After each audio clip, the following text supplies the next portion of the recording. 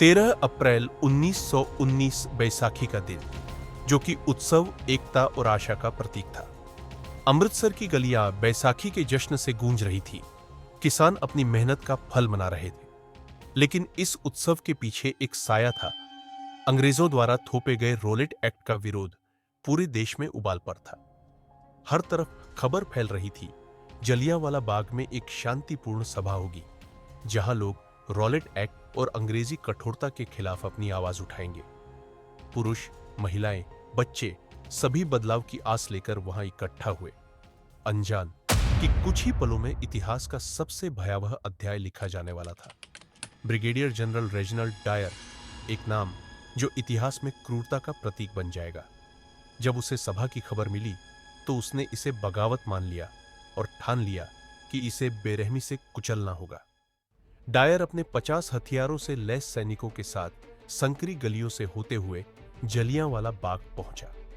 यह बाग चारों ओर ऊंची दीवारों से घिरा था, जिसमें बाहर निकलने के बहुत कम रास्ते थे।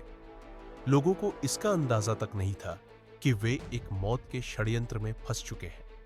कोई चेतावनी नहीं, कोई बातचीत नहीं, सीधा गोली चलाने का आदेश। डायर ने अपने सैनिकों को निहत्थे लोगों पर गोलियां बरसाने का आदेश दिया। गोलियां चलने लगी, हवा में चीख पुकार गूंजने लगी, भगदड़ मच गई। लेकिन चारों ओर दीवारों से घिरे इस बाग में भागने की कोई जगह नहीं थी। जो लोग गोलियों से बचने के लिए भागे, उन्होंने दीवारें लांघने की कोशिश की, लेकिन ऊंचाई बहुत थी। कुछ ने कुएं में कूदकर जान बचाने की कोशिश की, लेकिन वह कुआं भी धीरे धीरे लाशों से भरता चला गया। 10 मिनट के भीतर सब खत्म हो गया। करीब 1000 से ज्यादा लोग मारे गए और सैकड़ों घायल पड़े रहे। अमृतसर, जिसका नाम ही अमृत का सरोवर है, आज खून से लाल हो चुका था।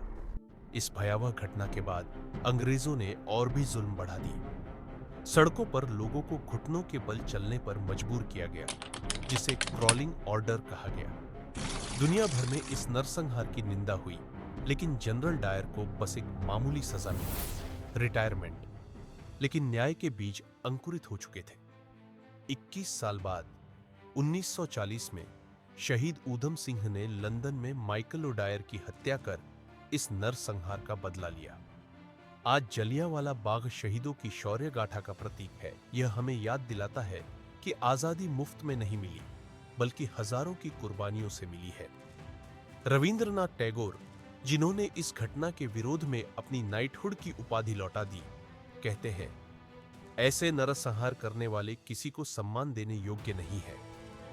हम इन शहीदों को तभी सच्ची श्रद्धांजलि दे सकते हैं जब उनकी कुर्बानी को व्यर्थ न जाने दें। ये थी जलियांवाला बाग की वो दास्तान, जो हमारे इतिहास का सबसे दर्दनाक लेकिन जागरूक करने वाला अध्याय है। अगर ये कहानी आपके दिल को छू गई हो, तो इसे ज्यादा से ज्यादा लोगों तक पहुंचाइए, शेयर कीजिए, ताकि आज की पीढ़ी जान सके कि आजादी किन कुर्बानियों से हासिल हुई थी। ऐसी ही और भी ऐतिहासिक और धार्मिक कहानियों के लिए हमारे चैनल को सब्सक्राइब कीजिए और बेल आइकन जरूर दबाइए, ताकि अगली बार जब हम इतिहास के किसी और अध्याय की परतें खोलें, तो आपसे वो कहानी छूट न जाए।